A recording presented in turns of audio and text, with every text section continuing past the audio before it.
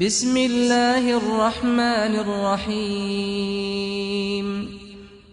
پیارے بھائیوں، یہ بات یاد رکھیں کہ تمام عبادات میں سب سے معزز عبادت، سب سے عظیم عبادت ہے سجدہ۔ یہ سجدہ ایسی عبادت ہے جس میں انسان کو اللہ کا قرب حاصل ہوتا ہے۔ نبی علیہ السلام نے ارشاد فرمایا کہ بندہ مسلمان حالت سجدہ میں رب کے سب سے زیادہ قریب ہوتا ہے، حالت سجدہ میں دعا قبول ہوتی ہے۔ خود رب ذوالجلال نے آپ علیہ السلام کو حکم دیتے ہوئے ارشاد فرمایا وَاسْجُدْ وَاقْتَرِبْ، سجدہ کیجئے، رب کا قرب حاصل کیجئے۔ میرے بھائیوں، میرے دوستو، انسان کے جسم میں سب سے زیادہ معزز جگہ جو ہے، عزت والی جگہ جو ہے، وہ ہے انسان کی پیشانی۔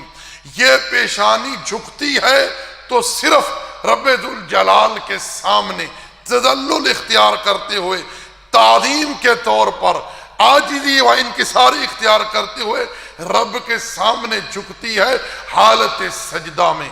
ما سوا اللہ جل وعلا کے ایک مومن کا سر کٹ تو سکتا ہے، مومن آگ میں جل تو سکتا ہے، مومن مر تو سکتا ہے، لیکن اللہ کے سوا اس پیشانی کو، اس معزز جگہ کو کسی مخلوق کے سامنے ذلت اختیار کرتے ہوئے کبھی نہیں جھکائے گا۔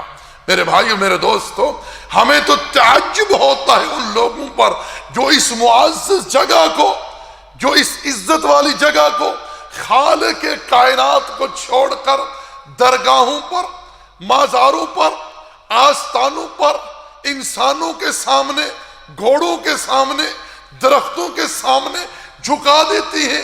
نام کیا دیتی ہیں؟ تعظیمی سجدہ ہے۔ کوئی تعظیمی سجدہ نہیں ہے، عبادت میں ہے ہی تعظیم، اور وہ تعظیم صرف رب ذوالجلال کے لیے روا ہے، تقدس و تعالی کے لیے۔ اور مجھے تعجب ہوتا ہے ان لوگوں پر جن کو یہ کچھ دیکھ کر بھی غیرت نہیں آتی۔ آج اکثریت کی غیرت اللہ کی توحید کے بارے میں مر چکی ہے۔ ان لوگوں سے زیادہ غیرت والا تو وہ پرندہ ہدہد تھا، جب وہ مملکت سبا سے لوٹ کر آیا، وقت کے نبی کے سامنے، وقت کا جو بادشاہ تھا نبی سلیمان علیہ السلام، ان کے سامنے کیا کہتا ہے؟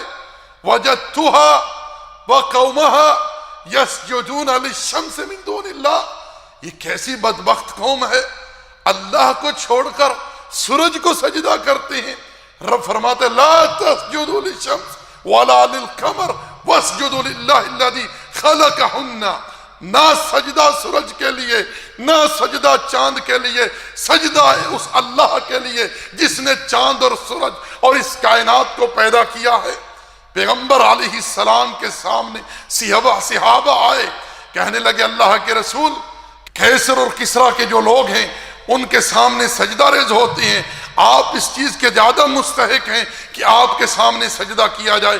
آپ نے فرمایا نہیں، اللہ کے سوا کسی کے لیے سجدہ جائز نہیں۔ اگر کسی کے لیے سجدہ جائز ہوتا تو میں خواتین کو حکم دیتا اپنے شوہروں کو سجدہ کرے، لیکن میری شریعت میں، میرے دین میں رب ذوالجلال کے سوا کسی اور کے لیے کسی قسم کا کوئی سجدہ نہیں ہے۔